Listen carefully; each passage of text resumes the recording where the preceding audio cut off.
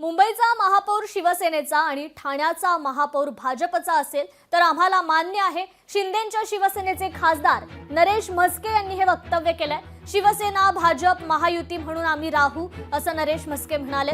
महापौर पदाबाबत शिंदे, फडणवीस आणि रवींद्र चव्हाण ठरवतील। वरिष्ठ नेत्यांचा निर्णय आम्हाला मान्य असेल असं देखील नरेश म्हस्केंनी वक्तव्य केलंय।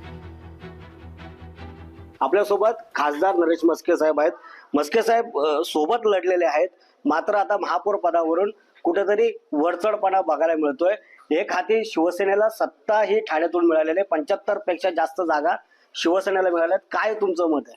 हे बघा, शिवसेना भाजपा महायुती म्हणून आम्ही लढलो आणि सत्तेमध्ये सुद्धा शिवसेना भाजपा महायुती म्हणून आम्ही बसणार। पण मात्र 2 वर्ष महापौर पद आम्हाला मिळावं असं देखील म्हटलं जातं। हे बघा, या संदर्भातला निर्णय 2 वर्ष काय 5 वर्ष जरी द्यायचा म्हटला तरी हा निर्णय माननीय एकनाथ शिंदे साहेब आणि देवेंद्रजी एकत्र बसून हा निर्णय घेतील। रवींद्र चव्हाण त्यांच्या सोबत असतील, त्यामुळे नेत्यांचा हा निर्णय आहे। ते जो काही निर्णय देतील तो आम्हाला मान्य असेल। कुठेतरी मुंबईचा महापौर भाजपाचा असेल आणि ठाण्याचा महापौर शिवसेनेचा असेल, याच्यात कुठेतरी चढाओढमध्ये ठाणा मुंबई असं चालू आहे का?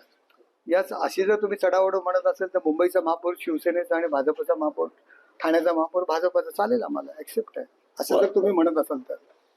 महानगरपालिकेवरती भगवा झेंडा अखंड फडकतोय। युती आमच्या सोबत आहे, युती म्हणून लढलो आणि युती म्हणूनच आम्ही सत्तेवर असू, मला तरी तेच आवडेल। साधारण कधीपर्यंत हा महापौर पदाचा तिढा सुटेल? महापौर पदाच्या निवडणुकीच्या दिवशी नक्कीच महापौर पदाचा तिढा हा महापौर पदाच्या जी तारीख आहे त्या दिवशी सुटेल। पण मात्र ज्या पद्धतीने महायुतीमध्ये ही चढाओढ बघायला मिळते ती कुठेतरी राजकीय वर्तुळात ठाण्याच्या एक चर्चेचा विषय बनले आहे। मनीष गांगुर्डे, लोकशाही मराठी, ठाणे।